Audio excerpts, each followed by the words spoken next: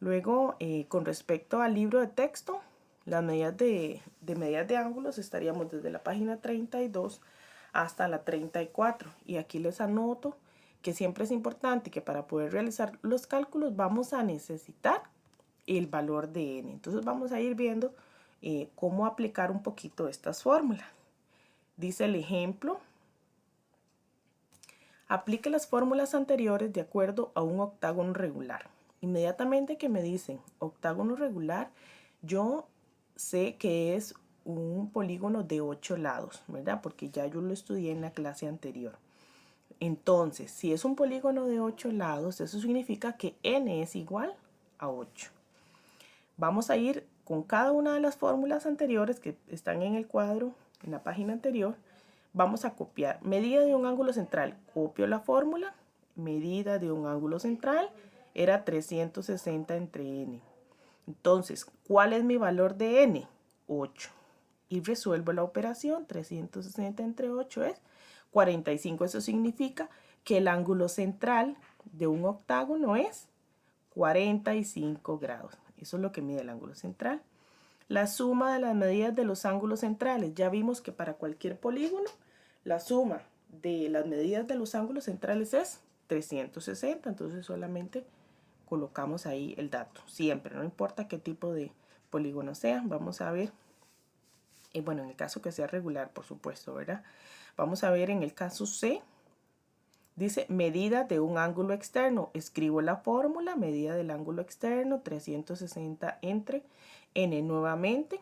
La fórmula me dice que n es 8 y el ángulo externo es 45. Entonces, si yo extiendo, por ejemplo, este lado, el ángulo externo, que es el que está quedando aquí afuera, me va a decir que mide 45 grados también. Y la suma de las medidas de los ángulos externos es 360 grados para cualquier polígono regular. Eso siempre se va a cumplir. Continuamos acá con la medida de un ángulo interno. Recordamos la fórmula que era 180 por n menos 2 entre n, ¿verdad? Por eso aquí, en lugar de escribir la n, se escribió de una vez el 8. Vea que igual, si usted tiene su calculadora a mano, puede escribir toda esta operación, así como está en fracción, la puede escribir en su calculadora y ella de una vez le va a decir a usted que la medida del ángulo interno es 135, ¿verdad? Pero si la tiene que hacer a mano por alguna razón, aquí viene todo el procedimiento. Primero la resta, que es 6. Luego se multiplica por 180, 6 por 180 grados, da 1080 y se divide entre 8, que es 135. ¿Ok? Esa sería la medida del ángulo interno.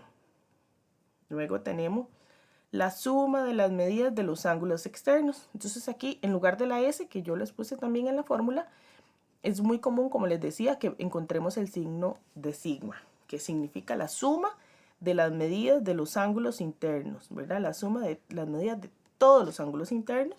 La fórmula era 180 por n menos 2. Ya sabemos que en este caso el ejemplo me habla del valor de n igual a 8 porque es un octágono. Y nuevamente, si ustedes tienen su calculadora, pueden escribir toda esta operación en la calculadora y ella les va a decir de una vez que es 1080. Y si no, pues hacemos el procedimiento, primero el paréntesis, la resta me da 6 y la última operación que sería multiplicar 180 por 6, 1080. Eso significa que si yo sumo todos los ángulos internos del octágono me va a dar 1080 grados. Pasamos ahora a la cantidad de diagonales desde un vértice. Entonces, la fórmula era n menos 3.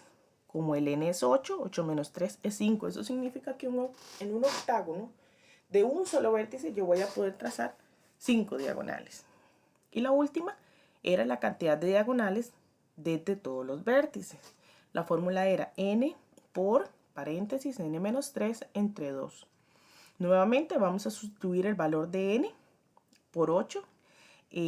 Igual, si ustedes tienen su calculadora ahí a mano, pueden escribirla así como está y ella le va a decir que el total de diagonales es 20. Pero si tienen que hacerla a mano, aquí viene nuevamente el proceso. Primero la resta, que es 5, 8 por 5, 40, y dividido entre 2, 20. Entonces aquí pusimos en práctica todas las fórmulas que nosotros tenemos para un polígono regular, ¿verdad?